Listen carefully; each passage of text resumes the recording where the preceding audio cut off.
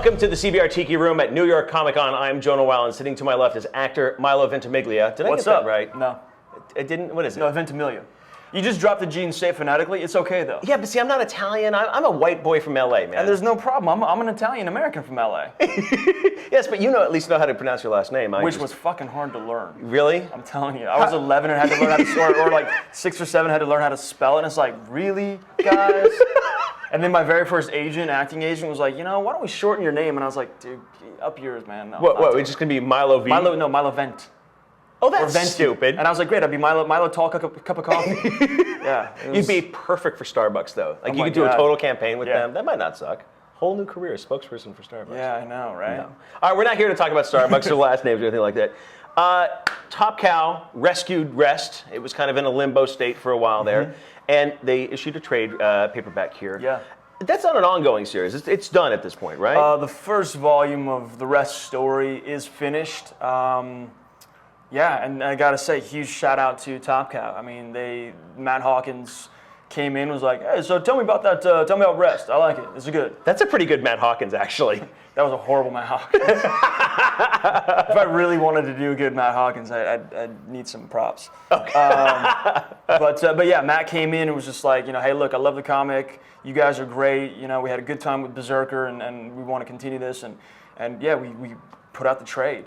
Yeah. It was one of those things that when I would go out and I'd walk around and people would say to me, or I'd say like, hey, walking out of a comic shop, did you pick up Berserker? They're like, yeah, I haven't bought that one yet. What's going on with Rest? Yeah. And I would always have to, kind of bite my lower lip and say, I don't know. Right. I wish I knew.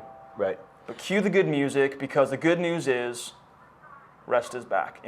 Anytime you get into any project, whether it be a television show, a movie, a comic, you set out with one goal in mind, and if you're lucky, you accomplish that goal at the end. There's always changes. Yeah. How close do you think Rest was to your original vision and what your team was looking at? At this point, we hit trade. That's it. That's what I was hoping for. That's really, I think a lot of people in the Hollywood community get into the comic book world because they want to make movies, TV shows, all this bigger exploitive stuff. But you're never going to get to that goal unless you have that great comic book first. Right. So for us at Divide, it was making that great comic book. Okay. I just wanted to finish the story and get the story out and have people read this awesome tale of a guy who doesn't sleep. Okay. Berserker. What's the status on that? Are you guys going to do any more with that kind of stuff? Because I know you guys are having a lot of fun with those videos where you're berserking out and stuff. Like picking up Cadillacs and throwing them and doing all that. And any more on that front? We've been talking about doing a second volume, and and again, now that book is done and was pretty well received, and people seem to like it. It's like, all right, what's the next incarnation of Berserker? Right. Are we going to continue with the trade in the comic? Are we going to explore maybe video game world, which things like that? Fingers crossed, would love to. Or are we going to look at a more broad, fits maybe within my wheelhouse, movie world? And I know Rest very prominently features your image on the cover and stuff like that.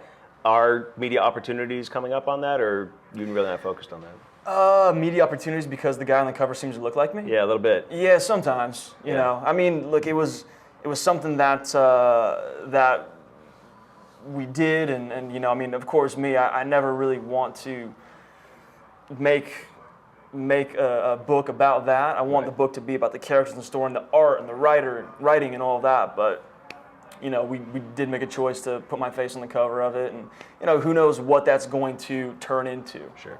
Going down the line.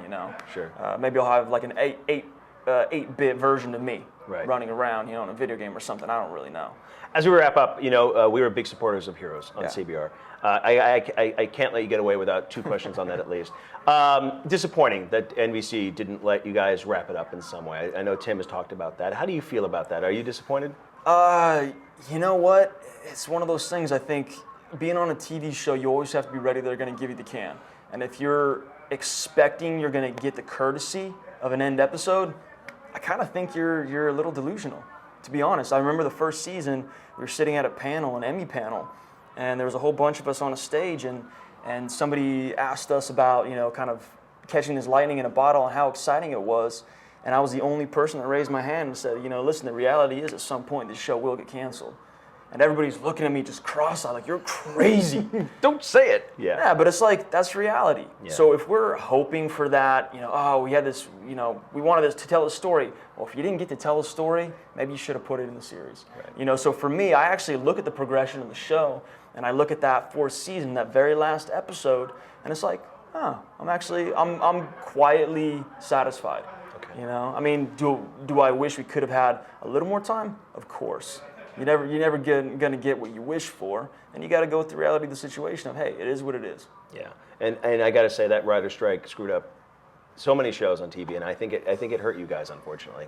I think it hurt the kind of television business, but at the same time, it's one of those unfortunate circumstances that, for me, I think it hurt a lot of individuals in the business, and I'm not talking about writers. Writers make a very nice living. So do actors, make a very nice living. So do directors, very nice living. I'm talking about crews. Yeah. I think that really crippled the town, and not just the crews, the vendors. You think about the guys that run the dry cleaners, that clean all the wardrobe on all these different shows, and now their business is, cut from, let's just say 100 units down to 2. Yeah. That's just unfortunate, Yeah. So, I mean, I wish that strike would have been orchestrated better, but again, I'm not a union president, and I'm just a member. Yeah. I'm a grunt on the battlefield. So, hey, we do our best, and I try not to hit anybody for decisions that were made. Now that you've played in comics, and you're on Heroes, and Tim has talked a little bit about possibly continuing the story in comics, would that be something you want to be involved in, or are you really more focused on doing your own comics? I like doing my own stuff. I mean, to be frank, we were never involved in the comic dispersion of Heroes. Right. Use our image, put it on the cover to sell some books, but they never once said, hey, do you have a story to tell? Right. Never once. So, for me, I like doing my own thing. I mean, I've got plenty of creative friends and, a really great company and a good forum to tell the stories that we want to tell. And, and the thing is, for me, everybody thinks I got this legitimacy in the comic world because of Heroes. I've been reading comics since I was 8 years old. Yeah. It's for me, now that I'm giving back to the community, it's a little different than, somebody saying, oh, you're legit or you're, kind of knighted into this world because you were on a TV show that kind of dabbled in that comic arena. Right. It's like I knew who Jeff Loeb was before I sat down at dinner with him, and he was like, yeah, I'm going to be running Heroes with you. And it's like, fuck, this is cool. Well, stick around for a while. You're with a good company with Top Cow. I'm a big fan of Philip Sablik, their editor-in-chief. Had dinner with him last night. Had some barbecue that was very good, by the way. I'm sure Russ would have loved it. I'm vegetarian. Russ loves the barbecue. Yeah. Oh, it was good barbecue. Go to Rub. That's where you got to go. And stick around for a while. Definitely. Keep publishing with Top Cow. And thanks for stopping by. Yeah. Good seeing you, John. He's Absolutely. Milo Ventimiglia. Milo V. Milo Venti. I'm Jonah Wiley. This is CBR TV.